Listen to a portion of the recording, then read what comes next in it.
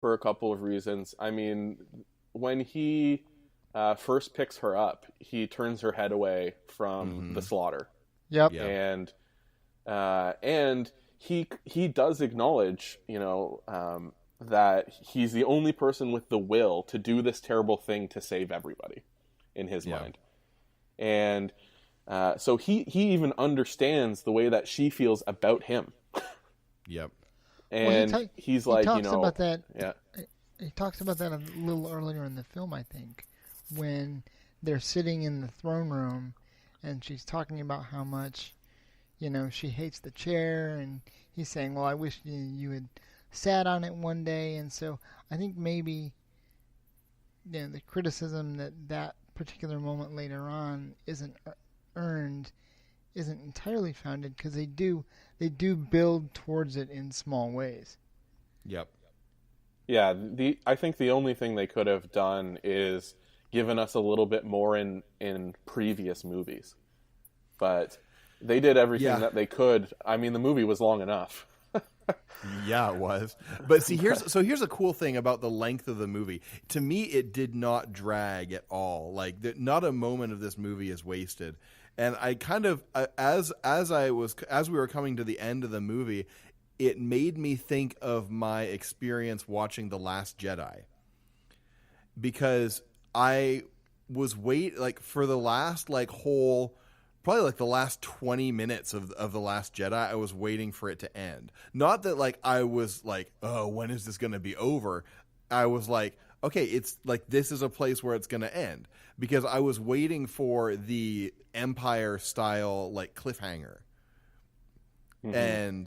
And so, and that just, it was interesting for me, that sort of contrast of experiences where, this one sort of clips right along and it ends at the appropriate moment, rather than oh, it's still going. Oh, it's still going. Okay. Oh, it's not even over yet. Wow. Okay. I didn't have that feeling watching this movie like I did with Last Jedi. I was actually surprised when Thanos snapped his fingers, because I was like, hold on a second. And it wasn't until then that I realized kind of how long I had been watching this, because it didn't feel like it had been that long. Right. And I saw the movie with my wife, and when we were leaving the theater, she was like, I thought that at the end of it was only like an hour and a half in, and we still had another hour left. and she was like, oh, what are they going to do about this? Oh, the movie's over. And she was like, what the heck? What time is it? And she looks down, and it's 3 hours later. Right. Yeah. It definitely it definitely had that Empire Strikes Back feel to it, and I even can't remember where I read it, but somebody was talking about what might it have been like if they had ended the film with the snap, and you didn't know who was going to die. That's what I was anticipating, honestly. I was expecting this movie to end with the snap. That's interesting. I honestly, I had no idea how they were going to end this movie, because I didn't think that they would have the balls to kill off half the characters. Yeah. Well, and see, this is an interesting point of comparison with the source material again, because in the Infinity Gauntlet miniseries, the snap happens in the first issue. And that's kind of the inciting incident that gets all the heroes banded together to fight against Thanos, because they were not aware of his scheme to collect the Infinity Gems. And the first person who knows anything about it is Doctor Strange, when Silver Surfer crashes into his house, which was interestingly mirrored by Hulk in the movie. I loved that. As soon as that happened, and I realized what they were doing in relation to the comic book, I was like, I am so in. Let's go. Yeah, you know what? And in retrospect, I should have added another element to the lightning round. Let's see if we can come up with one really quick here. Favorite callback to Infinity Gauntlet, Aaron. It's either Banner crashing in to the house or them. Well, I would say either that or Cap fighting Thanos and losing. Yeah, see, I'm not satisfied with the Cap fighting Thanos adaptation like that, because that's such a powerful moment in the comic, and Thanos kills him in the comic, Right. and I wrote about that in the piece, and so you can read that. I was ready for that to happen. Yeah, I kind of thought it had when Thanos punches him and he goes down. But for me, the one of my favorites.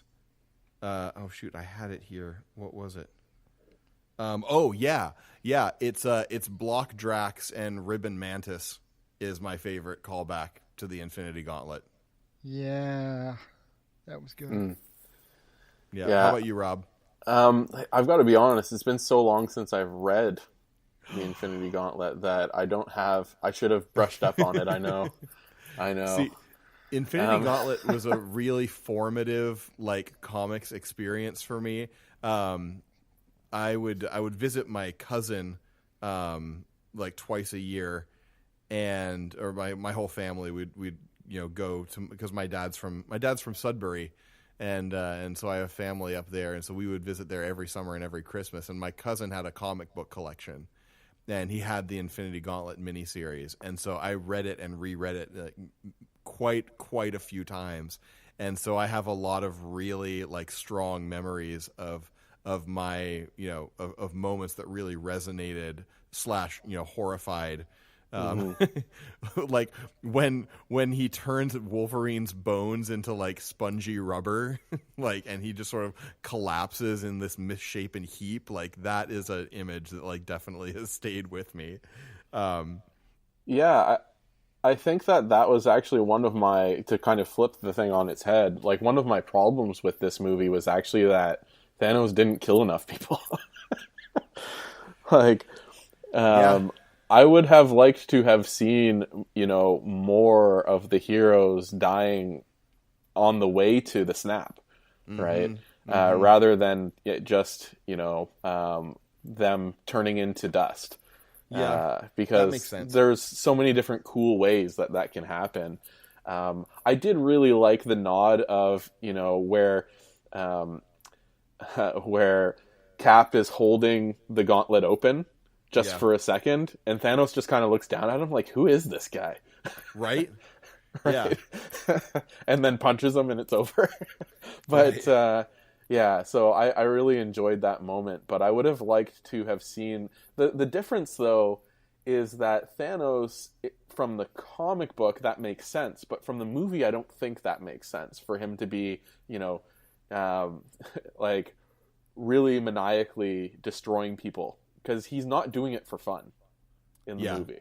Yeah, it's not about murder, it's about balance. Yeah. So, I understand why it was that way, but missed out on some cool potential hero deaths, I think. Yeah, that's true, because there are so many cool moments when the heroes are dispatched, all through that battle with Thanos in the comics. There's a lot of fun stuff there. And speaking of fun stuff, how about that Tony Stark, Stephen Strange sass battle that happened there at the beginning of the movie? I wanted more. You know what I want? I want Hulka burning fudge. What is that? I think it's spicy. I think it has cayenne pepper in it. It's chocolate. It's cayenne pepper fudge and the ice cream is green. I don't know what else is going on there, but I think it's spicy chocolate, and that's why it's burning fudge. This might have been a little bit too on the nose for people, but with the whole sass battle going back and forth between the two of them, I wanted one of them to call the other Sherlock. Yeah, that might have been a little bit too on the nose, but it probably also would have been pretty funny. Yeah, I did pretty thoroughly enjoy the "I don't work for you" line. Yeah. Unlike everyone else in your life, I don't work for you. Yeah. Yeah. And I think that so let's talk about Tony for a little bit, because he really is the linchpin of the MCU. Like there is no MCU without Iron Man. And so, he always kind of gets the best lines. When he's saying to Peter, Peter says, "What's this guy's deal?" He's from space. He came to steal a necklace from a wizard. And so maybe we can, I don't know, maybe we want to speculate just a little bit on Doctor Strange's gambit. Like what is going on here? I love Doctor Strange in this movie, by the way. Yeah, I love how he's full on Doctor Strange now.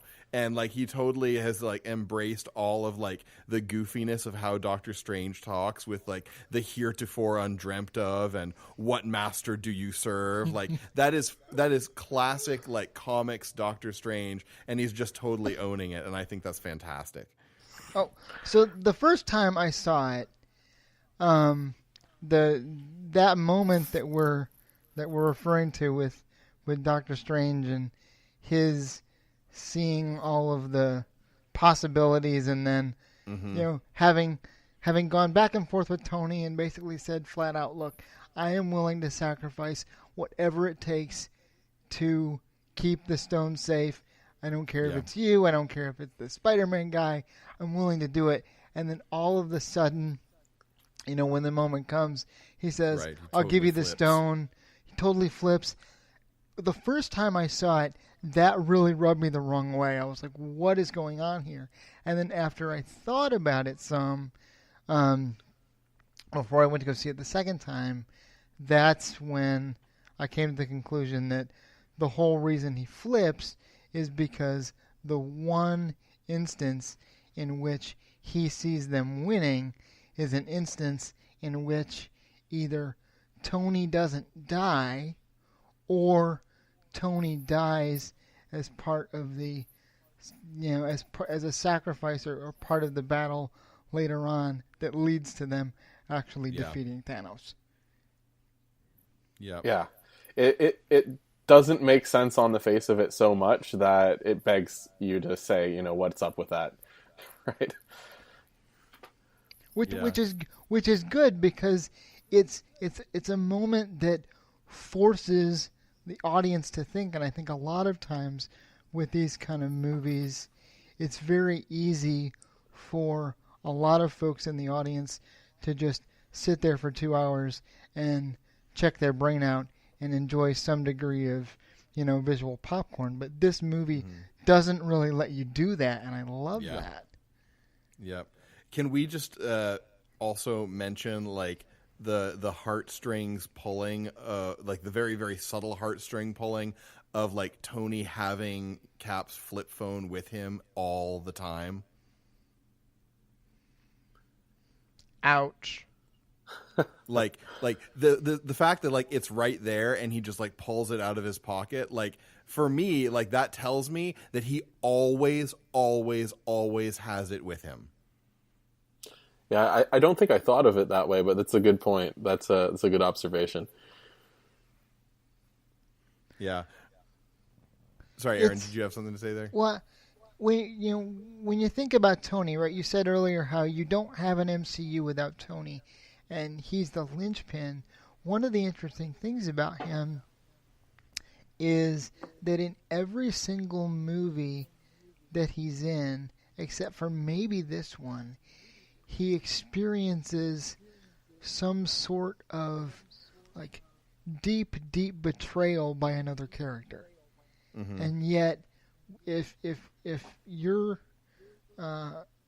your take on the phone is correct, this may in fact be the deepest, because he has the symbol of that betrayal with him all the time. It's like he's carrying that betrayal.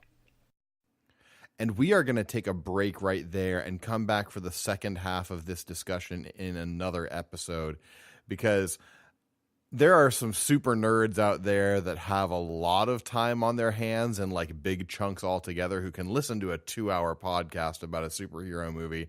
But I want to be sensitive to